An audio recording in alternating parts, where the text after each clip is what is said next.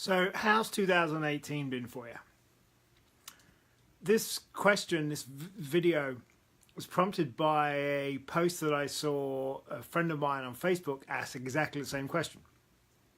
A friend of mine, Andrew Fox, posted the question a couple of days ago, and I was surprised to see people's responses. And they were actually, for social media, they were very honest.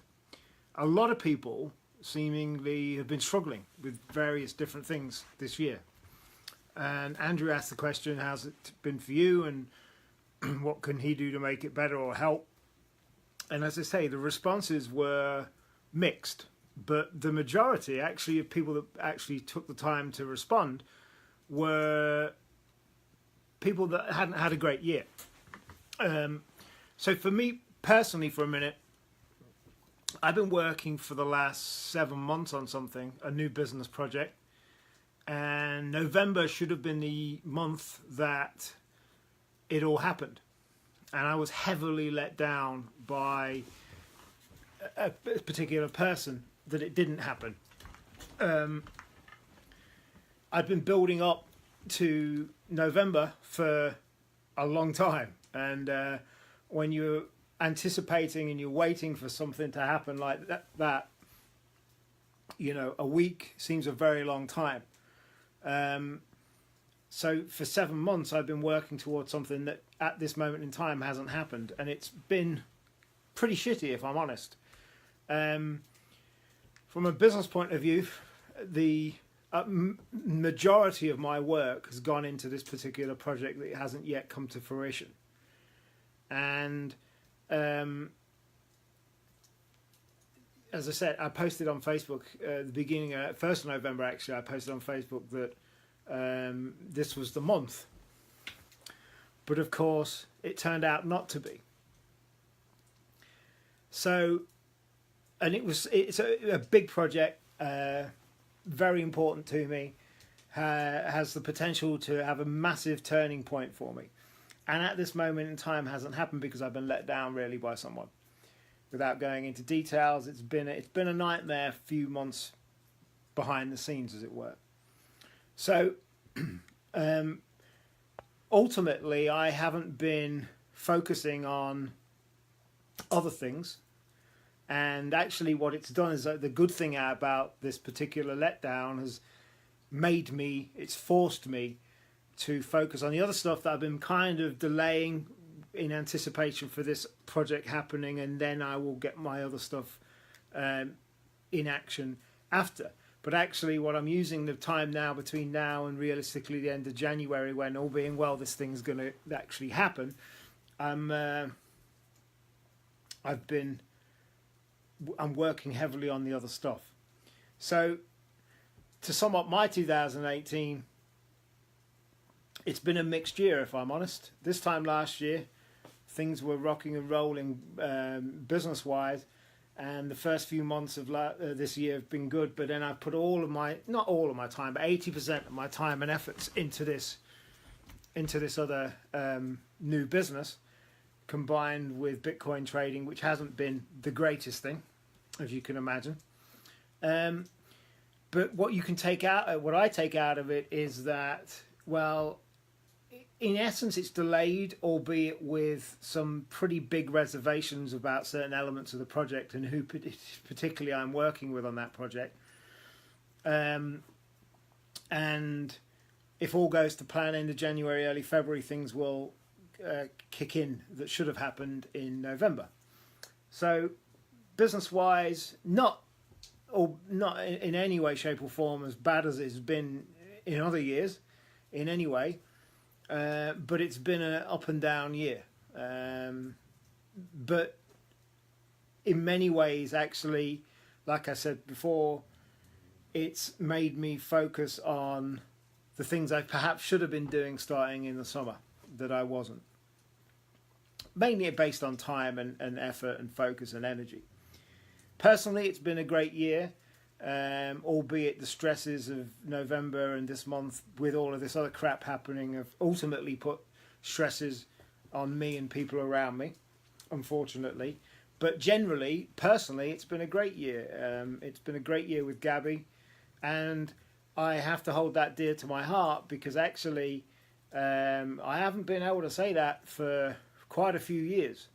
This is the first full year that that I've been able to say for quite a while. It's been a great year personally. As I've said before, you know, I kind of split up my life between personal and business, and there's two different sides of my life. And for many years, if I'm honest, neither side of my life will go in particularly well. And this year, it hasn't been completely bad always round business wise, and certainly it's actually made me realize what I want to be doing more of, which is this stuff. And I'm developing realeNtrepreneur.com, and I'm developing Music is Life behind me that you can see there, and I'm developing Blockonomics. So yeah, it's personally been a great time. I had a great year with Gabby, and it's been really nice to be able to have that side of my life, my personal life, going well, really good, and blessed for that. And you've got to be grateful for that. Now, coming back to you, if you like some of these people that answered Andrew Fox's post a few days ago, have been having a shitty year, and a lot of you, from reading it, have had a pretty crap year. It's been a different year for you, Simon, you say. That sounds ominous, mate. If it's been a shitty year, you've got to look, despite how hard it may be, you've got to look back and say, what have I learned from it? What can I do differently? What approach can be took? How can I tweak my approach to make it a better year next year? I'm not one for New Year's resolutions as such. All I ever do is make plans what I'm going to do for next year. It's not a resolution. I'm not someone that says, oh, I'm going to stop doing this or I'm going to start doing that. All I do is make plans for the year ahead. Hey, Sarah, how are you? We must meet up for coffee soon. I'm fine. Oh, no. You see, Sarah sounds like Siri, apparently. I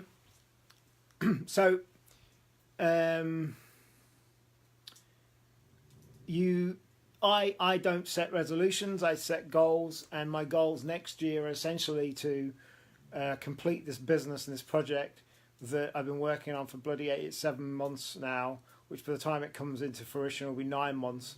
To get that done and finished and get that'll ultimately change a lot about my stuff moving forward. You and G are watching right now. At 11:30 on a Thursday night, Sarah Howell hasn't got anything better to do with her husband than watch me rambling on. I think I should feel privileged. I do. I don't know what that says about your life, Sarah, but thank you for watching. And if you haven't had a great year, what are you going to do next year to make it different?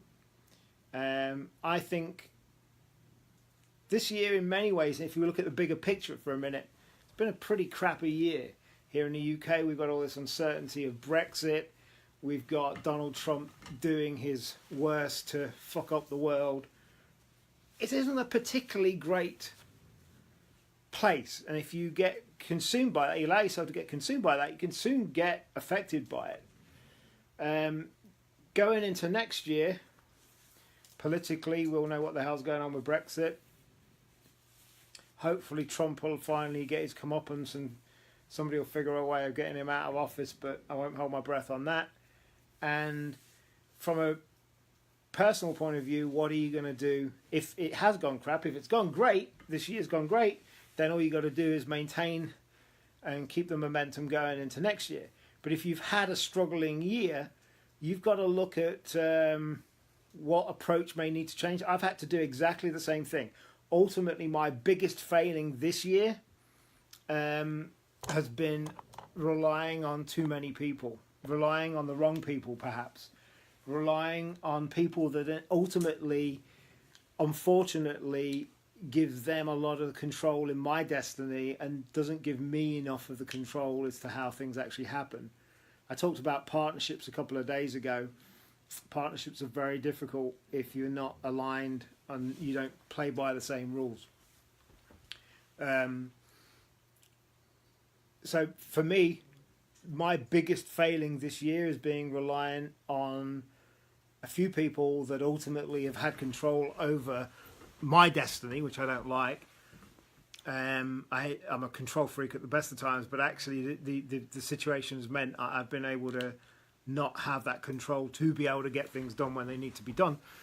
That's probably my biggest thing. And the other thing is not getting the other things that I was planning to do after this project launch. There's good reason for that, in that once this business and project launch, things will be a lot easier to do the other things I want to do.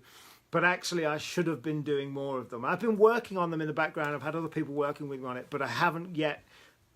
A lot of what I was wanting to do, I was planning to have out by October, before this project launched. And, there's only so many hours in a day. Even if you're working, 14, 16 hours a day, there's only so many hours in a day. And certainly one of the things I've done in the past is actually work too hard to where I've got ill and sick. Unfortunately, this year, I haven't. So yeah, that's my thing. But you got to look at what you can do to change it if it has been a crap year. The people around you, are they the people you need to be helping you in whatever it is you want to achieve?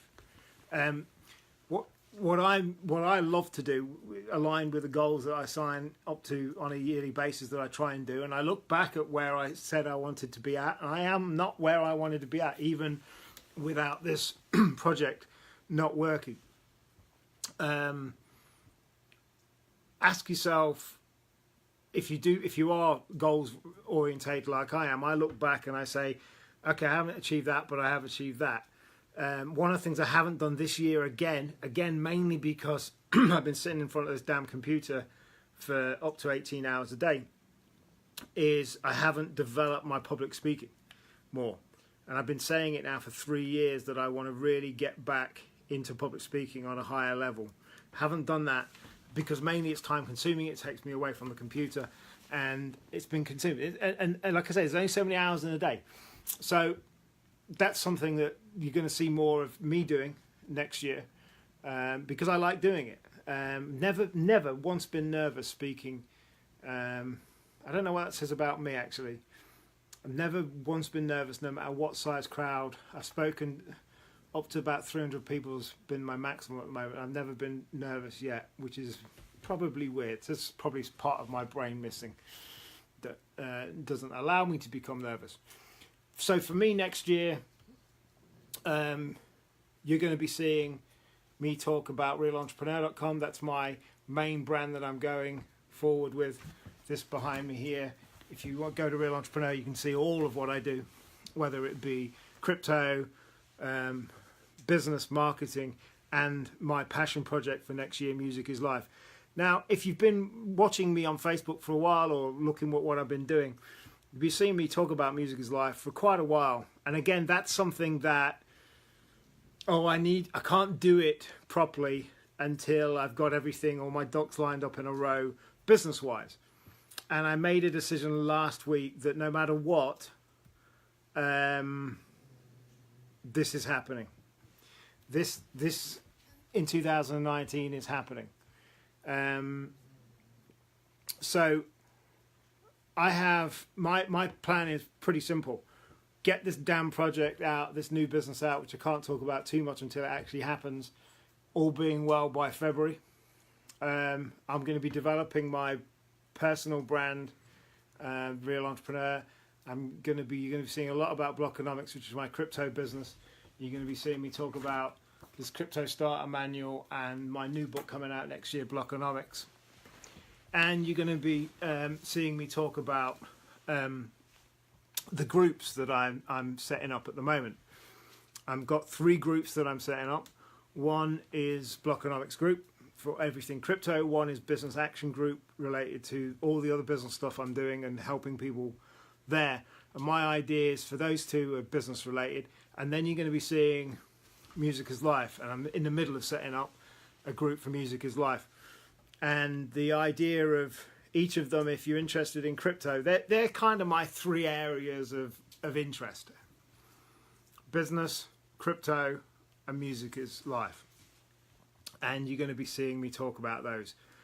And that is my plan next year. These groups are all free to join, and my plan is to expand each of those things into a big network and group of people that can all help each other.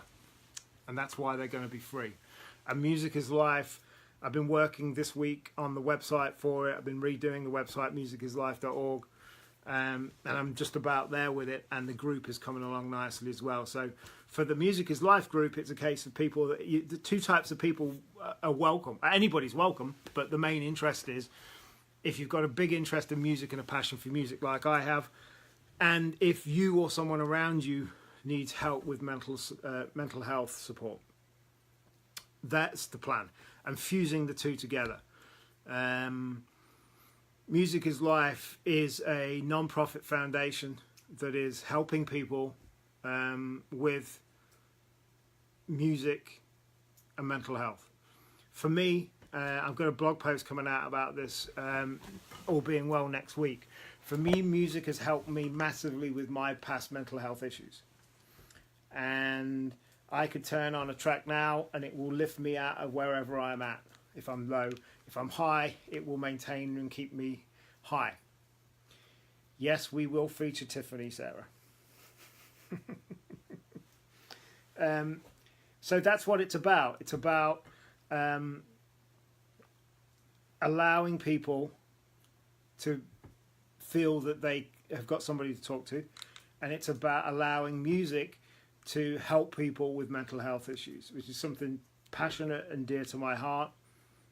Because one, I've suffered from it and still do now and then. And two, I know a lot of people who have been affected by it. And one of these people is on this Facebook Live now who's been affected by it. And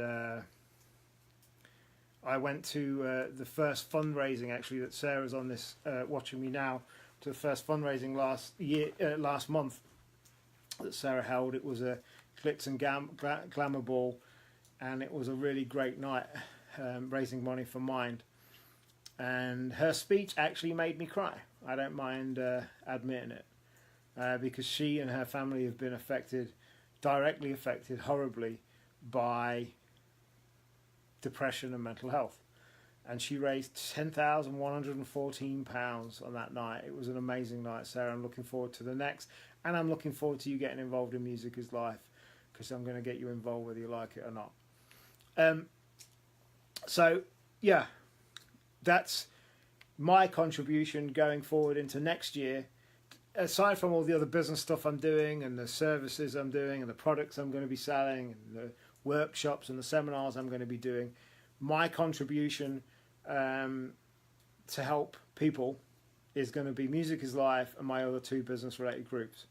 And they're going to be for free, and we're going to build up a big community in each of them, and we're going to be helping as many people. And I haven't really got that many hobbies apart from music. And I said to myself, I justified to myself last week, okay, you haven't got every duck lined up in a row business-wise, but should that stop you from actually getting musicislife.org and the foundation going?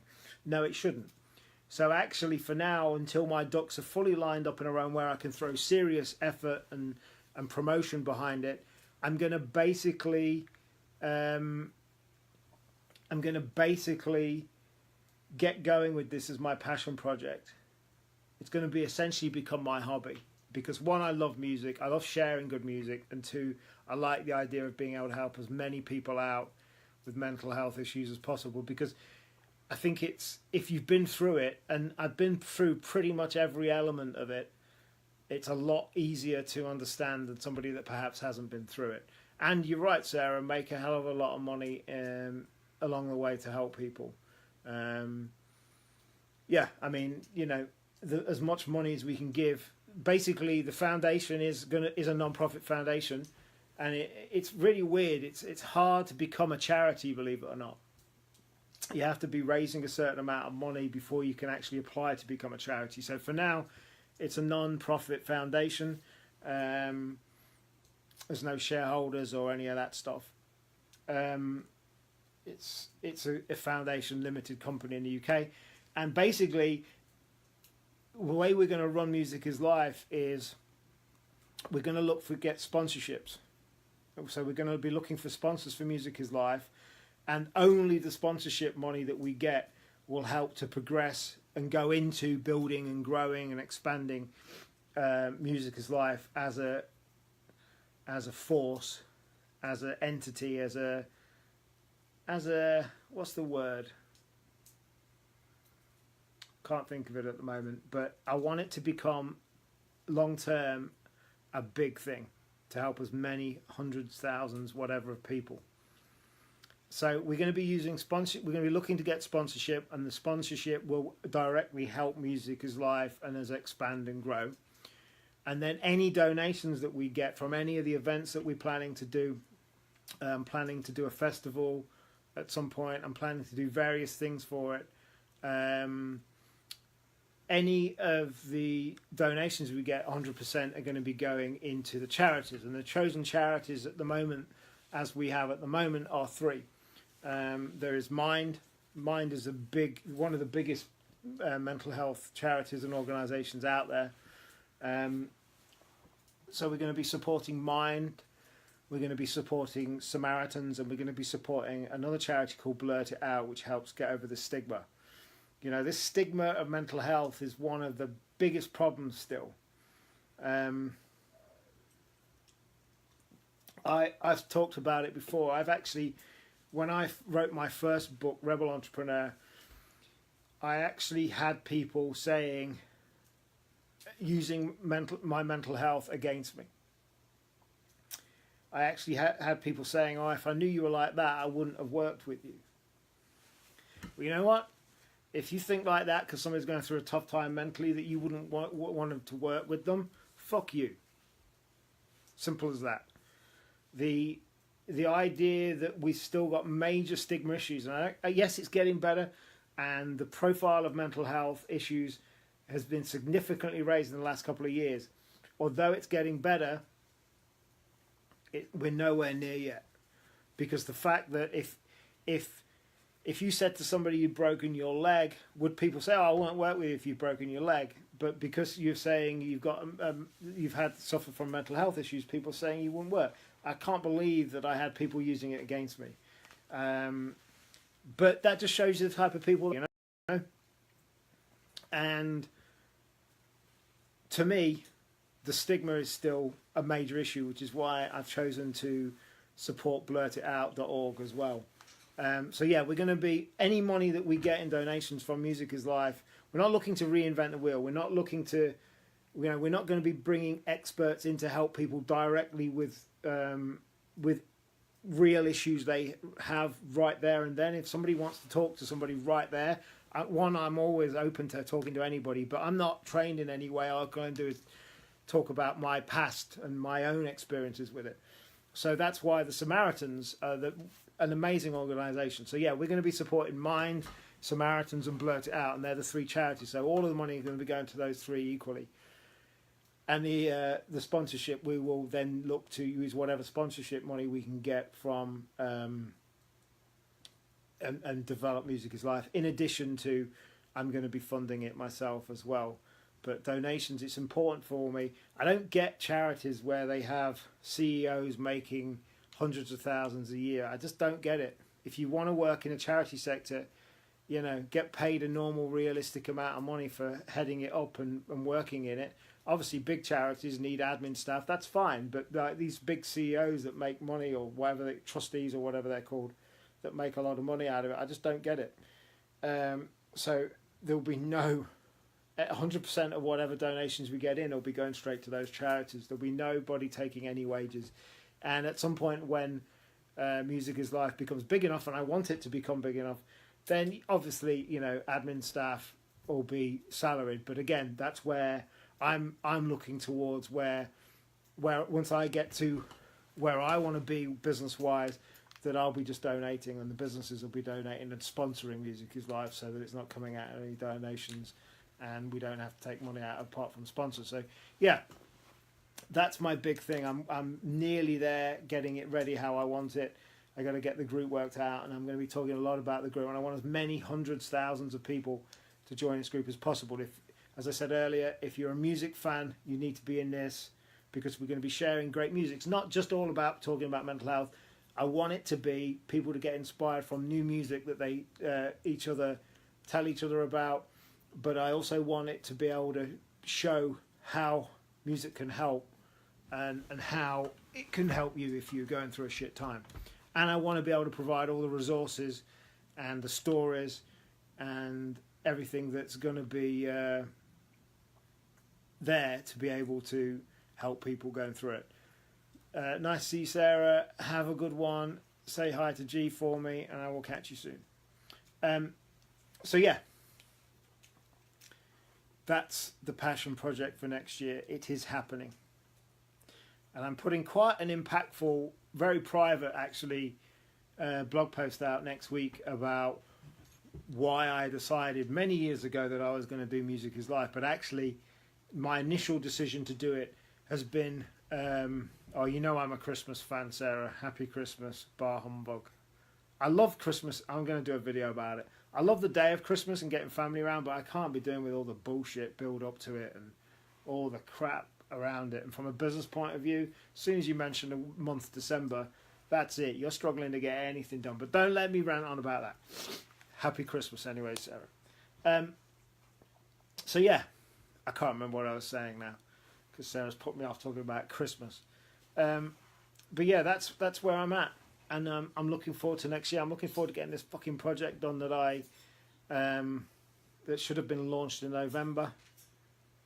But again, it is what it is, and we will get there. Looking forward to building up these businesses. Yeah, Halloween, hate it. Can't be doing with Halloween either. We discussed this anyway. Stop winding me up now, Sarah. Go to sleep. Halloween. Oh. Halloween. What's that all about? 15 years ago, we didn't have Halloween over here like we do now. People spent hundreds of pounds on Halloween crap. What's the point? Anyway.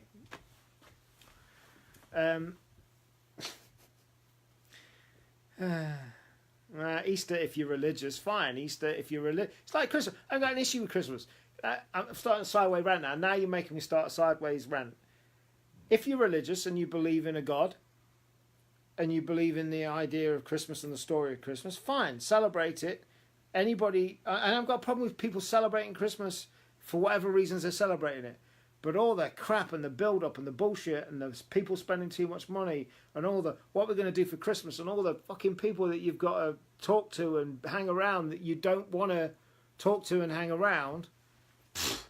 I'm lucky that there's nobody in my family or friend circle that I don't want to be with at Christmas, whether it be Christmas or any other time. Easter, yeah, if you're religious, celebrate what Easter means to you. But again, if apart from that bullshit, it's the same people. Now you've really got me on around now. It's the same people that say, "Oh, we have a new child. We must get our child baptized, christened." When was the last time you stepped into a church apart from perhaps Christmas? Oh no, we've got to do it. Why? It's like, what is the point in that? I just don't get it. Anyway, Valentine's, yeah, I like Valentine's, but again, it's my birthday the next day, so it's kind of a combined thing. Valentine's is great if you're with someone. It's pretty shit when you're single. But I'm not too bad on Valentine's because, but again, like I tell Gabby I love her every day. I don't need Valentine's to tell her that. As soppy as I sound. So yeah, that's why I'm at. I'll shut up now so I don't rant anymore. But you're going to be seeing a lot more of me talking about this stuff I've just been talking about. I'm passionate still that crypto is a game changer. I've been talking about that in a few other videos in the last few days. I'm passionate that it's still there. Yeah, keep winding me up, says. I'm passionate crypto is still a game changer. It's just going through a period of shittiness at the moment. And I think next year is going to see a lot of regulation. I'm passionate about helping as many people in business learn from the 25 years and the massive ups and downs I've had and all of the lessons that I've learnt. And that's why I'm setting up the Business Action Group and Entrepreneur Action to do that. And I'm passionate about Music is Life. And apart from that, this other project that I've got, which is a crypto related project, by the way, will be into the Blockonomics stuff that I'm doing. And that is my plan for next year. I'll talk about it more in depth when I've got more. But I think we should be looking at helping each other more than we are. There's some scary things going on in the world. Here in the UK, I just see stuff I don't want to see. I'm seeing more racism in the UK than I've seen before. I'm seeing more all kinds of things that end in phobia. And I know, without getting political, I think Trump has set a precedent. I think Brexit's not helped either. I think people have become more certain people, not everybody, of course. Normal, sane people haven't, but there's an element of UK society that's become more racist since Brexit, and it's going to be an interesting few months in that old crap and shebang. But I just think, like, you know, I wear a hoodie sometimes, a Frank Turner hoodie, and it says "Be More Kind" on the front, and I think that's his album title, and I think that should be everybody's philosophy, and everybody should be looking to help out each other as much as possible. Like I've said before, I'm blessed with great family and friends around me, which without I could not get to where I'm at now. But I think if we can, certainly reading some of those posts, those comments on Andrew Fox's thread, some people I know on that thread that commented, I didn't know they were going through a crap time like they said they were. And I think people should share more, because I think actually if people know people are going through a crap time, it will make it better, and I think other people can help you out even if you don't think they can. And I'm all about that, because ultimately what goes around comes around, and karma's a big thing. And I like to think my plans moving forward reflect that. Anyway, I'm going to go and crack on with a little bit more work. What time is it? It's just turned midnight. So I will catch you all very soon. Thank you for watching. Thank you for watching on the repeat if you're seeing this. And let's look forward to 2019 and get where we all want to get, and help each other out more and be more kind. Keep it real. Catch you soon.